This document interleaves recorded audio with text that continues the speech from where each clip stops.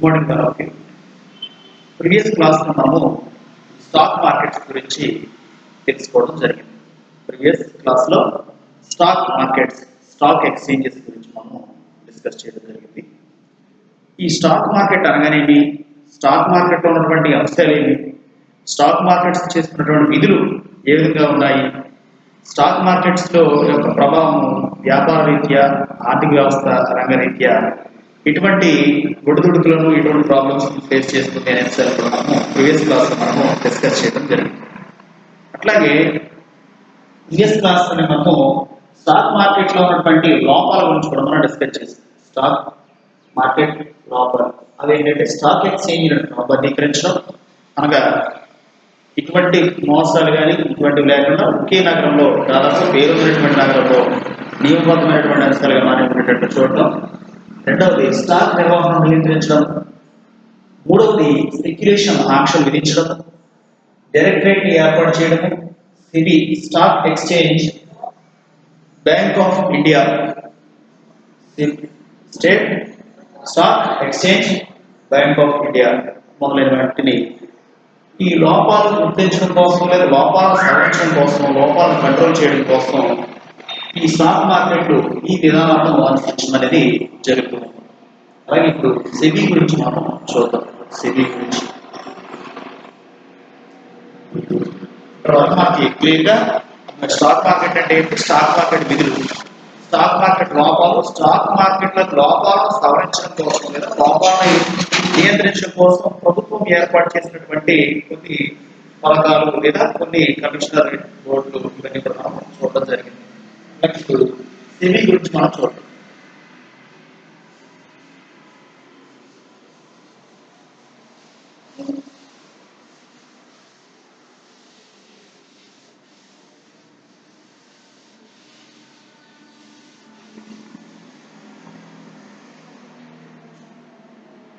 SEBI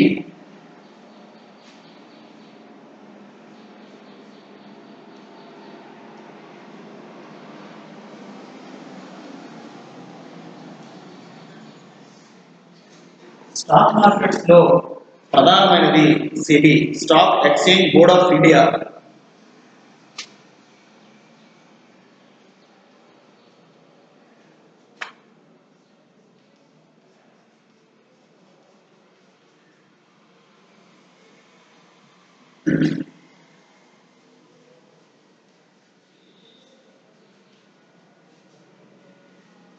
board of India, stock exchange board of India. ఈ stock exchange board of India 1969లో ఏర్పాటు చేయడం జరిగింది. తర్వాత 2-3 కమిటీలు కూడా దీని మీద ప్రాధాన్యత వివరించడం జరిగింది. దీని యొక్క ముఖ్య ఉద్దేశం ఏమిటి అంటే, ఎటువంటి దళాలు, మధ్యవర్తులు లేకుండా పారదర్శకంగా స్టాక్ మార్కెట్కి సంబంధించిన అంశాలన్నీ కూడా స్పెక్యులేషన్ పద్ధతిలో నిర్వహించగలగడం. ఈ ఎవరైతే స్టాక్ మార్కెట్లో హోల్డర్స్ ఉన్నారో, అంటే వాళ్ళ యొక్క షేర్లను సబ్స్టిట్యూట్ చేసే హోల్డర్స్ ఉన్నారో, వాళ్ళందరి యొక్క న్యాయ పరిరక్షించడంలో కూడా సెబీ ప్రధానమైన పాత్ర పోషిస్తుంది. అదొకటే కాకుండా ఆర్థికపరమైన విధానాలను కంట్రోల్ చేయడంలో కానీ, ఆర్థిక విధానాలను అవలంబించడంలో కానీ సెబీ అనేది ప్రధాన పాత్ర పోషిస్తుంది. తర్వాత మళ్ళీ 1988లో ఒక రెగ్యులేటింగ్ యాక్ట్ ని ఏర్పాటు చేయడం జరిగింది. Regulating act. ఈ రెగ్యులేటింగ్ యాక్ట్ యొక్క ముఖ్య ఉద్దేశం ఏంటంటే క్రమబద్ధీకరించడం, స్టాక్ మార్కెట్లను క్రమబద్ధీకరించడము, నాణ్యతా ప్రమాణాలతో చేయడము. అదొకటే కాకుండా ఎవరైతే హోల్డర్స్ ఉన్నారో, అంటే స్టాక్ మార్కెట్లో వాళ్ళ షేర్లను సబ్స్టిట్యూట్ చేసుకున్నటువంటి వ్యక్తులు ఉన్నారో, వాళ్ళ జాబితాను అనుసరించి ఏమైనా మిస్బిహేవియర్ చేసినా, లేదా ఆర్థిక దోపిడీ జరుగుతూ ఉన్నా అటువంటి ఆంక్షలకు కానీ అటువంటి వాటికి తావు లేకుండా ఉండడం కోసం కంట్రోల్ చేసే విధంగా ఒక రెగ్యులేటింగ్ యాక్ట్ జారీ చేసిన 1988. తర్వాత 1992లో పారదర్శకమైనటువంటి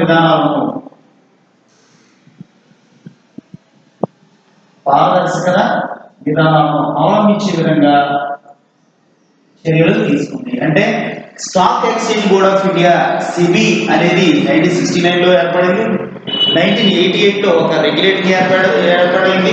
1992లో పారదర్శక విధానాన్ని అవలంబించడం మళ్ళీ కొత్త ప్లానింగ్ ద్వారా మళ్ళీ 1992 నుండి అమలు జరుగుతూ ఉంది. దీని యొక్క విధానాలను దాని యొక్క రూపకల్పనని మార్చుకుని ఆర్థికపరమైనటువంటి విధానాలను అనుసరించడంలో ప్రధానమైనటువంటి పాత్ర పోషిస్తుంది. ఇది సెబీ యొక్క విధానం. అయితే సెబీ యొక్క విధులు ఏమున్నాయి? సెబీ విధులు కూడా మనం చూద్దాం. సెబీ నిర్వహిస్తున్నటువంటి విధులు, ఈ డేట్స్ చాలా ఇంపార్టెంట్. 1969, 1988, 1992 ఇవి చాలా ఇంపార్టెంట్.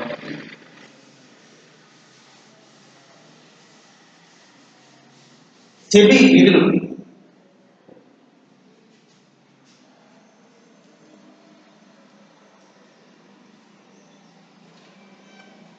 స్టాక్ ఎక్స్చేంజ్ ఉన్నటువంటి విధుల గురించి మనం డిస్కస్ చేసాం. స్టాక్ ఎక్స్చేంజ్ లో ఉన్నటువంటి లోపాలను సవరించడం కోసం కొన్ని స్ట్రీమ్స్ ని ఏర్పాటు చేయడం జరిగింది. అవి ఏంటంటే సెబీ ఒకటి, నియంత్రణ సంబంధించిన అంశాలు, మోసపూర్వకంగా జరగకుండా ప్రభుత్వ జోక్యం కావాల్సినటువంటి స్టాక్ మార్కెట్ పై తీసుకోవాల్సినటువంటి జాగ్రత్తలు మొదలైన అంశాలన్నింటినీ కూడా మనము ఈ స్టాక్ మార్కెట్ గురించి మనం తెలుసుకుంటాం. అయితే సెబీ విధులు కూడా మనం చూద్దాం. సెబీ విధులు ఏమున్నాయి ఒకసారి మనం చూసినట్లయితే అబ్జర్వ్ చేద్దాం. చూడండి, ఇప్పుడు విధుల గురించి మనము పరిశీలించినట్లయితే చూడండి, సెబీ విధులు ఏమున్నాయంటే 1 by 1 అంటే దాదాపు ముఖ్యమైనవి ఉన్నాయి. వాటి గురించి కూడా మనం డిస్కస్ చేద్దాం. సెబీ విధులు ఫస్ట్ చూడండి, సెక్యూరిటీ పెట్టే వారికి రక్షణ కల్పిస్తుంది. సెక్యూరిటీ పెట్టే వారికి రక్షణ కల్పిస్తుంది. ఏం రక్షణ కల్పిస్తుంది అంటే ఫిజికల్ సెక్యూరిటీ ఇవ్వడమా, ఆ మనిషిని ఎవరు తీసుకెళ్లకుండా, ఆ మనిషి మీద ఎవరు చేయకుండా కాపలా కాయడమా అని కాదు. ఆర్థిక పరంగా అతను ఏమైనా లాస్ అయినా ఆర్థిక పర విధానాల్లో కానీ లేకపోతే ద్రవ్యపరంగా కానీ లాస్ అవ్వకుండా ఉండడం కోసం, మోసాలకు కానీ ఏమీ గురి కాకుండా అతనికి సెక్యూరిటీ పర్పస్ లో అతని ప్రోత్సాహం ఇచ్చి భయపడక నేను ఉన్నాను అని చెప్పి సెబీ కొంచెం ఓదార్పునిస్తూ ఉంటుంది. అంటే ఇది మొట్టమొదటి రూల్ అన్నమాట. అంటే SEBI stock exchange board of India నిర్వహిస్తున్నటువంటి ప్రధానమైనది. దీన్ని సబ్ స్టాక్ మార్కెట్ అని కూడా మనం చెప్పవచ్చు. స్టాక్ మార్కెట్ డైరెక్ట్ గా మనకి ఇంక్లూడింగ్ అయి ఉన్నా సరే ఆర్థిక వ్యవస్థలో ఇది కూడా దాని యొక్క పాత్రను ప్రధానంగా పోషించడంలో ప్రధాన పాత్రను పోషిస్తూ ఉందని మనము చెప్పవచ్చు. తర్వాత మనం చూసినట్లయితే చూడండి, స్టాక్ ఎక్స్చేంజ్ లో జరిగే వ్యాపార వ్యవహారాలు క్రమంగా జరిగేటట్లు చూడటం అంటే ప్రోటోకాల్ ప్రకారంగా 1 by 1 విధంగా జరిగేటట్లు చూడటం తప్ప అది ఇష్టపూర్వకంగా కానీ లేకపోతే క్రాషెస్ వచ్చే విధంగా కానీ ఇట్లా కూడా కుదరదు. తర్వాత బ్రోకర్లు, ఏజెంట్లు, దళారులు లేకుండా జాగ్రత్త పడడం అంటే సెబీ విధులు ఇవన్నీ. ఒకటి ఏంటంటే సెక్యూరిటీ పెట్టే వారికి రక్షణ కల్పిస్తుంది, స్టాక్ ఎక్స్చేంజ్ జరిగే వ్యాపార వ్యవహారాలను క్రమబద్ధీకరించేటట్టు చేస్తుంది, బ్రోకర్లను, ఏజెంట్లను, దళారులను, మధ్యవర్తులను లేకుండా నియంత్రిస్తుంది. తర్వాత మ్యూచువల్ ఫండ్స్ నడపడానికి నిబంధనలను, సూత్రాలను రూపొందిస్తుంది. మ్యూచువల్ ఫండ్స్ అంటే వాళ్ళు ఇండివిజువల్ గా రెండు సంస్థల మధ్య ఉన్నటువంటి ఫండ్స్ ఏవైతే ఉన్నాయో వాటి మధ్య రిలాక్సేషన్స్, తర్వాత నియమ నిబంధనలు జారీ చేసి అవి ఏ విధంగా వాటి యొక్క ఆర్థిక మనుగడ కొనసాగించాలని వాటి మీద డైరెక్షన్స్ ఇవ్వడం అనేది ఈ సెబీ అనేది ప్రధాన పాత్ర పోషిస్తూ ఉంటుంది. అట్లాగే మనం చూసినట్లయితే సెల్ఫ్ రెగ్యులేటింగ్ సంస్థను కూడా ప్రోత్సహిస్తుంది. సెల్ఫ్ రెగ్యులేటింగ్ అంటే చట్టబద్ధమైనటువంటి, అంటే వ్యక్తిగతంగానటువంటి వ్యక్తి దాదాపుగా 500 హోల్డర్స్ 500 మూలధన ఓటర్లు అతను కేటాయించుకుంటే అది ఏ విధంగా అతను సొంతగా వ్యక్తిగతంగా సెల్ఫ్ రెగ్యులేటింగ్ సంస్థలు అంటే చట్టబద్ధమైనటువంటి సంస్థగా రూపొందించుకుని అతను ఇండివిజువల్ గా కూడా పరిరక్షించడానికి అవకాశం ఉందో, సో అతని దగ్గర ఉన్నటువంటి ఆస్తి, తన దగ్గర ఉన్నటువంటి ప్రాపర్టీస్ ని లీగల్ గా ఏ విధంగా గవర్నమెంట్ దగ్గర సబ్స్టిట్యూట్ చేయవచ్చు సెబీ దగ్గర, అలాగే స్టాక్ మార్కెట్ లో వచ్చినటువంటి రాబడి ఇవన్నీ కూడా ఎలా ఉన్నాయంటే తెలియడం కోసం ఒక రెగ్యులేటింగ్ మార్కెట్ అనేది ఒకటి నడుస్తూ ఉంటుంది. అంటే అందులో ఉన్నటువంటి పార్టీ ఆ రెగ్యులేటింగ్ విధానాన్ని, చట్టబద్ధమైనటువంటి విధానాన్ని అనుసరించి కూడా జరుగుతూ ఉంటుంది తప్ప ఇండివిజువల్ గా స్వతహాగా నిర్ణయాలు తీసుకోకుండా ఆ సంస్థదారులు లేదా అక్కడ ఉన్నటువంటి ఆ లిస్టులో ఆ జాబితాలో ఉన్నటువంటి వినియోగదారులు అంటే స్టాక్ హోల్డర్స్ ఎవరైతే ఉన్నారో వాళ్ళందరూ కూడా సరైనటువంటి ఆర్థిక పరిరక్షణ కోసం తోడ్పడుతూ ఉంటుంది. అట్లాగే కొత్త వాటాదారులను చేర్చడం అంటే ఈ సెబీలో స్టాక్ మార్కెట్ జాబితాలో ఉన్నవాళ్ళనే కాకుండా కొత్త వాళ్ళని కూడా యాడ్ చేసి వాళ్ళ యొక్క విధి విధానాలను అనుసరించడంలో ప్రధానమైన పాత్రను పోషిస్తూ ఉంటుంది ఈ సెల్ఫ్ రెగ్యులేటింగ్ సంస్థ. తర్వాత కొత్త వాటాదారులను జారీ చేయడం, తర్వాత మర్చెంట్ బ్యాంకర్లను సెబీ అధికార పరిధిలో తెచ్చుకుంటుంది. మర్చెంట్ బ్యాంకర్లు అంటే ఉదాహరణకు మనం చూస్తాం, వాళ్ళు ముత్తూట్ ఫైనాన్స్ అని తర్వాత మనపురం గోల్డ్ లోన్ అని ఇట్లా కొన్ని ప్రదేశాల్లో కొన్ని చోట్ల బంగారాన్ని తాకట్టుగా పెట్టుకుని కొంత అమౌంట్ ఇస్తూ ఉంటుంది. అట్లా ఇచ్చేవాళ్ళు కూడా షేర్లు వాళ్ళ యొక్క బాండ్లను డిబెంచర్లను కూడా పరిరక్షించి వాళ్ళకి సరైనటువంటి డైరెక్షన్స్ ఇచ్చి దిశానిర్దేశకాలు ఇచ్చి వాళ్ళని అభివృద్ధి పరచడంలో ఈ సెబీ అనేది ప్రధానమైనటువంటి పాత్రను పోషిస్తూ ఉంటుంది. సో అంటే అనేక అంశాలు కూడా మనము ఇందులో చూస్తాం. ఇంకా నెక్స్ట్ కూడా చూడండి. ఇప్పుడు మళ్ళీ ఒకసారి చెప్తాను. సెక్యూరిటీ పెట్టి వాళ్ళకి రక్షణ కల్పిస్తుంది. అలాగే స్టాక్ ఎక్స్చేంజ్లో జరిగే వ్యాపార వ్యవహారాలు క్రమంగా జరిగేట్లు చూడడం, బ్రోకర్లు ఏజెంట్లు లేకుండా దళాలను కంట్రోల్ చేయడం, అట్లాగే మ్యూచువల్ ఫండ్స్ నడపడానికి నిబంధనల సూత్రం రూపొందించడం, సెఫ్ రెగ్యులేటింగ్ సంస్థలను ప్రోత్సహించడం, కొత్త వాటాదారులను జారీ చేయడం, మర్చెంట్ బ్యాంకులను సెబీ అధికార పరిధిలోనికి తెచ్చుట. మర్చెంట్ బ్యాంకులను కూడా సెబీ అధికారులు. ఇప్పుడు మర్చెంట్ బ్యాంకులను సెబీ అధికారంలో తెస్తే ఏమవుతుంది అంటే బ్లాక్ మనీ లేకుండా కంట్రోల్ చేయవచ్చు, అత్యధిక వడ్డీ రేట్లను కూడా తగ్గించవచ్చు. ఇప్పుడు సెబీ అంటే డైరెక్ట్ ప్రభుత్వ ఆధీనంలో ఉంటుంది కాబట్టి వాళ్ళు ఏమైనా హోల్డర్స్ అయి ఉంటే సెబీలో కానీ లేదా స్టాక్ మార్కెట్లో హోల్డర్స్ అయినప్పటికీ కూడా వాళ్ళకు ఆర్థికంగా కంట్రోల్ చేయడం కోసం వాళ్ళ యొక్క విధి విధానాలను కంట్రోల్ చేయడం, అలాగే ప్రజలు ఎవరైతే ఉన్నారో వాళ్ళ దగ్గర నుండి అమౌంట్ తెచ్చుకునే వాళ్ళు ఆర్థికంగా లాస్ అవ్వకుండా అత్యధిక వడ్డీ రేటు ప్రజల మీద పడకుండా ఈ సెబీ ఏం చేస్తుందంటే వాళ్ళకు కూడా వాళ్ళ తనలోకి ఇంక్లూడింగ్ చేసుకుంటుంది, తనలోకి ముడుచుకోకుంటుంది, తనలోకి ఆదాయంలో తెచ్చుకుంటుంది. సో అందువల్ల ఈ సెబీకి అనేకమైనటువంటి విధులు ఉన్నాయి, ఇంకా చాలా విధులు ఉన్నాయి. వాటిని ప్రధానంగా ఉంటాయి. దీని గురించి అడుగుతూ ఉంటాడు. స్టాక్ ఎక్స్చేంజ్ విధులను గురించి వివరించండి అంటాడు, లేదా సెబీ విధులను వివరించండి అంటాడు. నేను అందుకే మీకు ఇంపార్టెంట్ క్వశ్చన్స్ లో కూడా ఇంపార్టెంట్ క్వశ్చన్స్ ఇచ్చిన లిస్ట్ లో కూడా ఈ 2 క్వశ్చన్లు ఇచ్చాయి. కాబట్టి అక్కడ లిస్ట్ లో ఉండడమే కాకుండా మీకు ఇక్కడ కూడా చదివితే మీకు ఆటోమేటిక్ గా ఇది ఈ యొక్క టాపిక్ ఏంటనేది మీకు అర్థమవుతూ ఉంటుంది. తర్వాత కూడా కొన్ని అంశాలు ఉన్నాయి, చూద్దాం.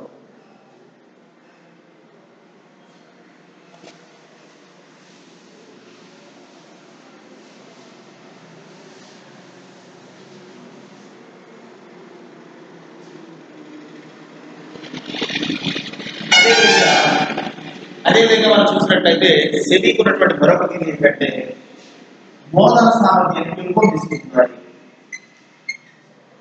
మూలధన సామర్థ్యాన్ని పెంపొందిస్తాయి.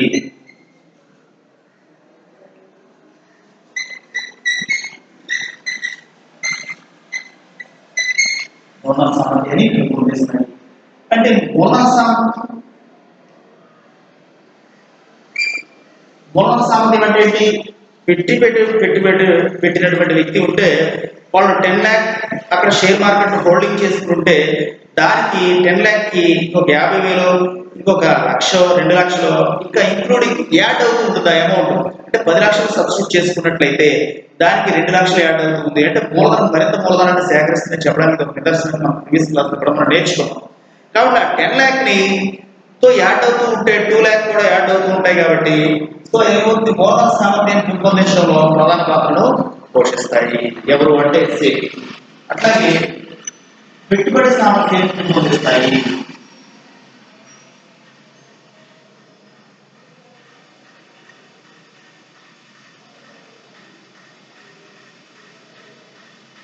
పెట్టుబడి సామర్థ్యాన్ని పెంపొందిస్తాయి.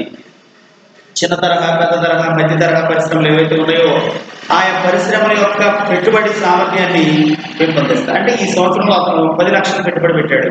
సో కంపెనీలో షేర్ మార్కెట్లోనే స్టాక్ మార్కెట్లో తన అమౌంట్ తీసుకెళ్లి సబ్స్టిట్యూట్ చేసుకున్నాడు. దాని ద్వారా కొంత అమౌంట్ అతనికి ఆదాయం వచ్చింది, ఇన్కమ్ వచ్చింది. ఇప్పుడు 20 lakh అబౌవ్ అతను మళ్ళీ ఏం చేయొచ్చు? పెట్టుబడి పెట్టుకోవచ్చు. అంటే ప్రీవియస్ గా ఉన్నటువంటి ఇన్వెస్ట్మెంట్ కంటే ఇప్పుడు మోర్ దెన్ ఇన్వెస్ట్మెంట్ ని అతను గ్యాదర్ చేసి అత్యధిక పెట్టుబడి పెట్టుకుని దాని నుండి ఉత్పత్తిని పెంపొందించుకోవచ్చు, దాని నుండి లాభాలు పెంపొందించుకోవడానికి అవకాశం ఉంది. కాబట్టి ఈ సెబీ అనేది మూలధన సామర్థ్యాన్ని పెంపొందిస్తుంది, అట్లాగే పెట్టుబడి సామర్థ్యాన్ని పెంపొందిస్తుంది.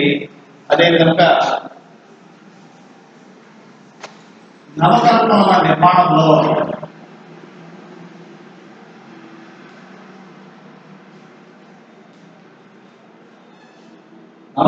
నిర్మాణంలో ప్రధాన పాత్ర పోషిస్తుంది. అట్లాగే ఎగుమతి దిగుమతులను కూడా ప్రోత్సహించడం అనేది జరుగుతూ ఉంటుంది.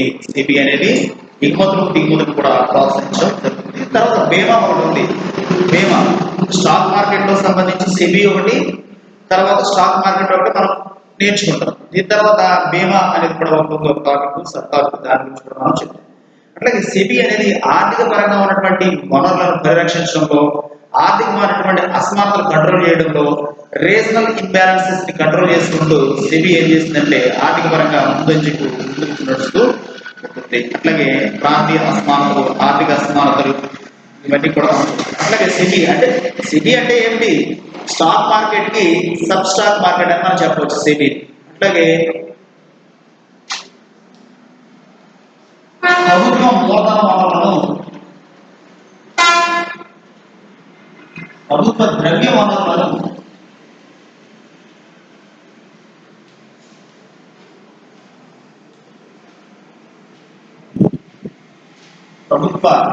వనరులను సమకూర్చుతుంది. ప్రభుత్వ ద్రవ్య వనరులను సమకూర్చుకోగలుగుతుంది. ప్రభుత్వ ద్రవ్యం అంటే ఏంటి? ప్రభుత్వానికి ఒక్కొక్కసారి వచ్చిన ఆదాయం కంటే నష్టం ఎక్కువగా ఉండొచ్చు, లేదా ఖర్చులు ఎక్కువగా ఉండొచ్చు. ఇటువంటి సందర్భాల్లో ప్రభుత్వము లాస్ అయ్యే అవకాశం ఉంటుంది. కాబట్టి ప్రభుత్వం దగ్గర కూడా లాస్ అయినప్పుడు ఏం చేస్తుందంటే వ్యక్తుల దగ్గర కానీ, కొన్ని సంస్థల దగ్గర కానీ, లేదా ఇతర దేశాల నుంచి కానీ అప్పులు సేకరించడం జరుగుతుంది. అట్లాంటి పరిస్థితుల్లో కూడా ఏం జరుగుతుందంటే స్టాక్ మార్కెట్ల ద్వారా, సెబీ ద్వారా సబ్సిడీ చేసినటువంటి అమౌంట్ ప్రతిఫలాన్ని రావడం కోసం కూడా, అంటే ప్రజలకు వచ్చే ద్రవ్యమే ప్రభుత్వానికి వచ్చే ద్రవ్యం కాబట్టి ప్రజలు ప్రభుత్వంతో పాటు దీంట్లో కొన్ని బ్యాంక్స్, తర్వాత వ్యాపార సంస్థలు, ఇండివిజువల్ సంస్థలన్నీ ఇన్వాల్వ్ అవుతుంటాయి. కాబట్టి వాటి నుంచి వచ్చేవి బై సెక్యూరిటీస్ ద్వారా వచ్చేటువంటి ద్రవ్యం కూడా ప్రభుత్వానికి ఆదాయంగా ఉంటుంది. కాబట్టి సో ఇది ప్రభుత్వానికి ఆదాయాన్ని కూడా, ద్రవ్య వనరులను కూడా సమకూర్చుతూ ఉంటుంది. అట్లాగే ఇంకా మరికొన్ని అంశాలను చూద్దాం. అదేవిధంగా చూడండి, కొత్త వాటాలను జారీ చేయడానికి, అంటే కొత్త వాటాదారులు కూడా రావడం కోసం క్యాంపెయిన్ చేసి వాళ్ళను కూడా కొద్ది వరకు గ్యాదర్ చేసి వాళ్ళ దగ్గర నుండి కూడా ద్రవ్య మార్కెట్లో, అంటే స్టాక్ మార్కెట్లో కొంతవరకు ఎఫిషియన్సీ, ఆక్యుపెన్సీని పెంచి దీని యొక్క మనుగడను కొనసాగించడంలో సెబీ ప్రధాన పాత్ర పోషిస్తూ ఉంటుంది. అట్లాగే పబ్లిక్ షేర్లను కూడా ఆఫర్ చేస్తుంది. పబ్లిక్ షేర్లు అంటే ప్రైవేట్ వ్యక్తులు, భూయాజమాన్యం కలిగిన వాళ్ళు, ఇండస్ట్రియలిస్టులు, తర్వాత ఎకానమిస్టులు, వీళ్ళందరూ చేయడమే కాకుండా పబ్లిక్ దగ్గర నుండి కూడా, సాధారణ ప్రజల వర్గం నుండి కూడా షేర్ మార్కెట్లో ఉండేలాగా వాళ్ళ యొక్క ప్రతిభను లేదా వాళ్ళ యొక్క ప్రాధాన్యతను అందులో తెలిసే విధంగా, భాగస్వామ్యం చేసే విధంగా ఈ పబ్లిక్ షేర్లను ఆఫర్ చేయడంలో కూడా షేర్ మార్కెట్, అంటే స్టాక్ మార్కెట్ తన యొక్క సెబీ అనే అనుబంధ సంస్థ ద్వారా కూడా నియంత్రణ అనేది చూస్తూ ఉంటాం. అలాగే స్టాక్ మార్కెట్లో జరిగే లావాదేవీలను పరిరక్షిస్తూ ఉంటుంది. ఎవరు? సెబీ అనేది స్టాక్ మార్కెట్లో జరిగే లావాదేవీలను ఏం చేస్తుంది? పరిరక్షిస్తూ ఉంటుంది. కొత్త వాటాలను జారీ చేస్తుంది, పబ్లిక్ షేర్లను ఆఫర్ చేస్తుంది, స్టాక్ మార్కెట్లో జరిగే లావాదేవీలను పరిరక్షిస్తుంది, సెక్యూరిటీస్ లోను రెన్యువల్ చేస్తుంది, తర్వాత సెక్యూరిటీస్ ని ఆటోమేటిక్ రెన్యువల్ చేస్తుంది. ఉదాహరణకు ఎప్పుడు కూడా రెన్యువల్ చేయించాలి. ఉదాహరణకు ఒక 500 హోల్డర్స్ ఉన్నారనుకోండి స్టాక్ మార్కెట్ లో, వీళ్ళందరూ కూడా ఇయర్లీ కూడా వీళ్ళు ఆటోమేటిక్ రెన్యువల్ చేయాలి. రెన్యువల్ చేయాలంటే మన ఉదాహరణకు బ్యాంక్ దగ్గరికి వెళ్ళినప్పుడు ఒక finger print, Aadhaar, phone number ఇవన్నీ లింక్ చేసుకుంటూ ఉంటే మళ్ళీ ఆటోమేటిక్ రెన్యువల్ అవుతూ ఉంటుంది. అట్లాగే స్కాలర్షిప్ రెన్యువల్ చేయడం, అంటే ఆటోమేటిక్ రెన్యువల్ అంటే దాని అర్థం ఏంటంటే ఇదే వ్యక్తి కంటిన్యూ అవుతూ ఉన్నాడు, సో నెక్స్ట్ కూడా కంటిన్యూ చేయడానికి నెక్స్ట్ కొడుతూ ఉన్నాను అని చెప్పడం కోసం ప్రభుత్వ పరంగా తీసుకునే దాన్ని ఏమన్నా ఆటోమేటికల్ రెన్యువలింగ్ అంటారు. ఆటోమేటికల్ రెన్యువల్ కూడా ఏం చేస్తారు అంటే సెబీ అనేది చేస్తూ ఉంటుంది. ఈ సెబీ అనేది స్టాక్ మార్కెట్ యొక్క సబ్ స్టాక్ మార్కెట్ అని మనం మరొకసారి గుర్తు చేసుకుంటున్నాం. అట్లాగే రిజిస్ట్రేషన్స్ ఎట్లా రిజిస్ట్రేషన్ చేస్తుంది? మ్యూచువల్ ఫండ్స్ ని, పోర్ట్ఫోలియోస్ ని, తర్వాత ఉత్పాదక వనరులు సమీకరిస్తున్నటువంటి పారిశ్రామికవేత్తల యొక్క మూలధనాన్ని, కెపాసిటీని, వీటన్నిటిని కూడా రిజిస్ట్రేషన్ చేసుకోగలుగుతుంది. రిజిస్ట్రేషన్ చేసిన తర్వాతే స్టాక్ మార్కెట్ కి వాళ్ళు యాడ్ అవ్వడం అనేది జరుగుతుంది. ముందుగా రిజిస్ట్రేషన్ ఎక్కడ చేయించుకోవాలి అంటే సెబీలోనే చేయించాల్సి ఉంటుంది. సెబీ అనగా stock exchange board of India, ముంబైలో ఉంది. తర్వాత స్టాక్ ఎక్స్చేంజ్ యొక్క సామర్థ్యాన్ని పెంపొందించడంలో, అంటే స్టాక్ మార్కెట్ యొక్క సామర్థ్యాన్ని పెంపొందించడంలో సెబీ ప్రధాన పాత్ర పోషిస్తూ ఉంటుంది.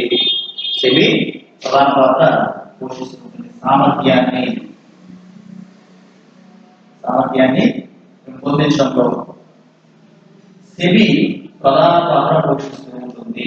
చూడండి, మళ్ళీ చెప్తూ ఉన్నాను. సెబీ విధుల గురించి మనం చూసినట్లయితే కొత్త వాటాలను జారీ చేస్తుంది, రెండోది పబ్లిక్ షేర్లను ఆఫర్ చేస్తుంది, స్టాక్ మార్కెట్లలో జరిగే లావాదేవీలను పరిరక్షిస్తూ ఉంటుంది, సెక్యూరిటీస్ను రెన్యువల్ చేస్తూ ఉంటుంది, తర్వాత పోర్ట్ఫోలియో, తర్వాత మూలధనం ఖాతాలను, అలాగే కొత్త వాళ్ళను, అలాగే రెన్యువలింగ్తో పాటు వాళ్ళ రిజిస్ట్రేషన్ కూడా చేసుకోగలుగుతుంది. అట్లాగే స్టాక్ ఎక్స్చేంజ్ యొక్క ఖరీదు సామర్థ్యాన్ని, ఆర్థిక ఎఫిషియన్సీని పెంపొందించడంలో సెబీ అనేది ప్రధానమైనటువంటి పాత్రను పోషిస్తూ ఉంటుంది. ఇది మనం చాలా జాగ్రత్తగా గుర్తుంచుకోవాలి. ఇట్లాగే సెబీ తర్వాత బీమా ఉంది, బీమా గురించి కూడా మనం డిస్కస్ చేద్దాం. ఈ బీమా అంటే ఏంటి అసలు? బీమా గురించి కూడా మనం ఇప్పుడు తెలుసుకుందాం. ఇప్పుడు సెబీ కొత్త చూడండి.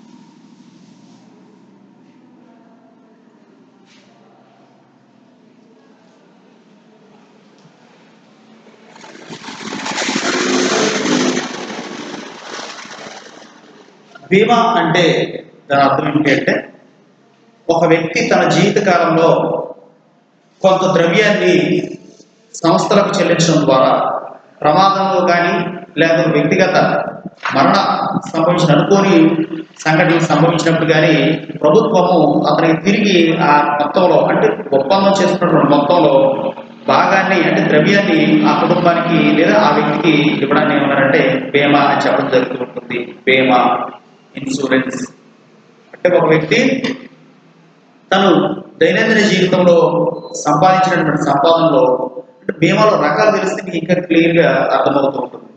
సంపాదించినటువంటి ద్రవ్యాన్ని ప్రభుత్వం దగ్గర సబ్స్టిట్యూట్ చేసుకొని అంటే తనకి ఇండివిజువల్గా ఏమైనా ప్రాబ్లమ్స్ వచ్చినా లేదా కుటుంబ పరంగా ఏమైనా ప్రాబ్లమ్స్ వచ్చినా, ఆరోగ్య సమస్యలు ఇటువంటివి వచ్చినా నేను కట్టుకున్న అమౌంట్ దానికి తిరిగి మళ్ళీ ఎక్కువ రూపంలో అంటే గవర్నమెంట్ ఇచ్చినటువంటి దిశానిర్దేశాలను అనుసరించి అధిక మొత్తంలో కొంత భాగాన్ని యాడ్ చేసి మళ్ళీ ఆ కుటుంబానికి లేదా ఆ వ్యక్తికి ఇవ్వడం అనేది జరుగుతూ ఉంటుంది. సో దేని గురించి చేయాలి అంటే జాగ్రత్త కోసం, ముందు జాగ్రత్త కోసం, తన ఫ్యామిలీ ముందు జాగ్రత్త కోసం, ఆర్థికంగా వెనబడిపోకుండా రోడ్డును పడకుండా ఉండడం కోసం ఈ బీమా అనే వ్యవస్థ ఒకటి మనం చూస్తాం. ఇటువంటి బీమాలు రెండు రకాలు ఉన్నాయి. బీమాలు రెండు రకాలు. ఒకటి జీవిత బీమా,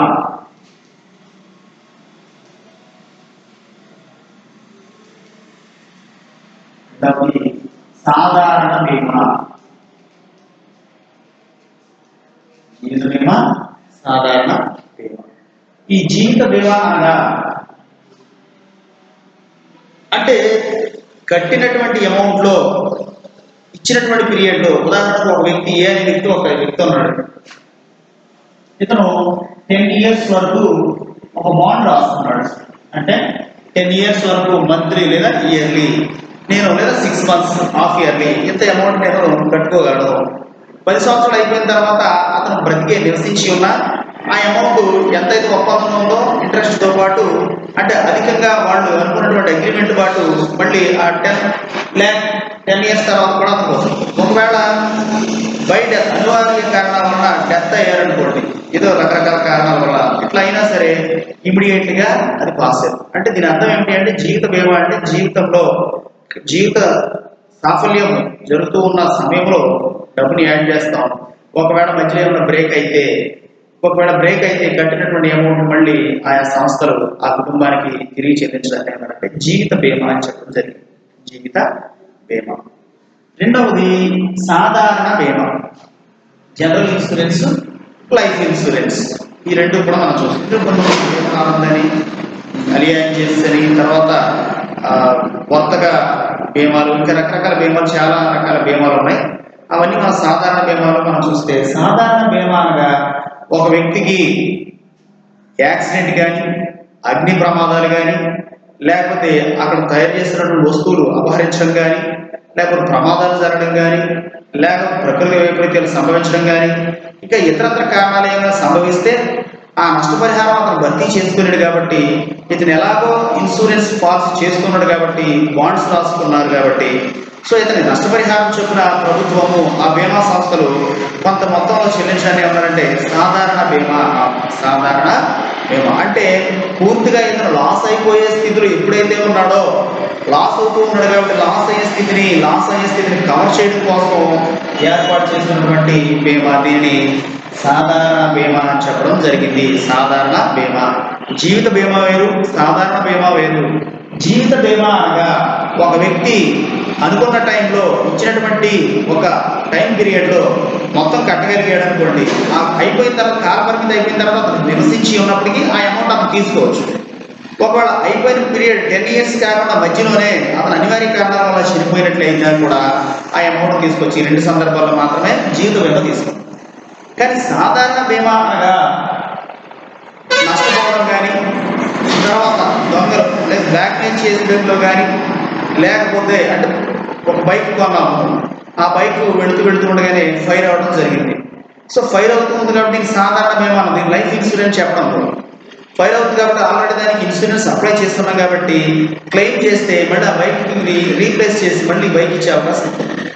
అంటే ఒక పంట నష్టపోయినా, ఒక పరిశ్రమ నష్టపోయినా, ఒక చోట ఫైర్ యాక్సిడెంట్ జరిగినా, సాధారణ యాక్సిడెంట్ జరిగినా, లేకపోతే ప్రకృతి వైపరీత్యాలు సంభవించి ఆ వ్యక్తి లేదా ఇన్సూరెన్స్ చేసినటువంటి వ్యక్తి నష్టపోయినా, ఆ నష్టాన్ని ఆర్థిక రూపంలో కవర్ చేయడం కోసం రికవరీ, రీపేమెంట్ ఇచ్చే దానిని ఏమన్నారంటే సాధారణ బీమా అని చెప్పడం జరిగింది. సాధారణ బీమా. చూడండి, మళ్ళీ జీవిత బీమా వేరు, సాధారణ బీమా వేరు. బీమాల గురించి తెలుసుకోవాలి. ఇప్పుడు వరకు మనం ఏం నేర్చుకున్నాం? ప్రీవియస్ క్లాస్ లో స్టాక్ మార్కెట్ గురించి నేర్చుకున్నాం, స్టాక్ మార్కెట్ విధుల గురించి నేర్చుకున్నాం, స్టాక్ మార్కెట్ విధులను అనుసరించడం ప్రభుత్వం తీసుకున్న చర్యల గురించి నేర్చుకున్నాం. అందులో భాగంగానే సెబీ గురించి నేర్చుకున్నాం, stock exchange board of India. అందులో భాగంగానే సెబీ యొక్క ఉద్దేశాలు లేదా విధుల గురించి కూడా మనం తెలుసుకున్నాం. అక్కడికి 2 టాపిక్స్. ఇప్పుడు ఇది బీమా అనేది కూడా మనకి టాపిక్ లో ఈ స్టాక్ మార్కెట్ లో మనం నేర్చుకుంటాం. ఎందుకు ఈ బీమా స్టాక్ మార్కెట్ లో మాట్లాడుకోవాలి? బీమా చేసినటువంటి అమౌంట్ కూడా ప్రభుత్వ సంస్థలు లేదా సెబీకి సంబంధించినటువంటి సంస్థలు, కమర్షియల్ బ్యాంక్స్ కొన్ని చోట్ల ఏమవుతుందంటే ఈ తీసుకున్నటువంటి అమౌంట్ కూడా అక్కడ హోల్డింగ్ అవుతూ ఉంటుంది. దాన్ని మళ్ళీ రీప్లేస్ చేయడానికి అవకాశం ఉంటుంది. సో ఇది కూడా ఒక భాగమే. అంటే ద్రవ్యాన్ని పునరుద్ధరించడంలో, ఉత్పత్తి చేయడంలో, మూలధనాన్ని ఎక్కువ పెంపొందించడంలో ఈ బీమాలు అనేవి కూడా ప్రధానంగా స్టాక్ మార్కెట్ కానీ, సెబీ కానీ, బీమాలు కానీ, ఇవన్నీ ఈ లెసన్ మనం ఎందుకు డిస్కస్ చేయాలి అంటే ఇది కూడా మూలధనాన్ని ఎక్కువ కెపాసిటీని పెంచే సామర్థ్యం కలిగినటువంటిది కాబట్టి దీన్ని కూడా బీమాల గురించి మనము డిస్కస్ చేస్తూ ఉన్నాము. ఓకే, బీమాలో కొన్ని అంశాలను వాటి గురించి కూడా బీమా చేయవలసినటువంటి సందర్భాలు ఏంటి, సాధారణ కారణాలు ఏంటి అనే అంశాలు కూడా నెక్స్ట్ క్లాస్ మనం డిస్కస్ చేద్దాం.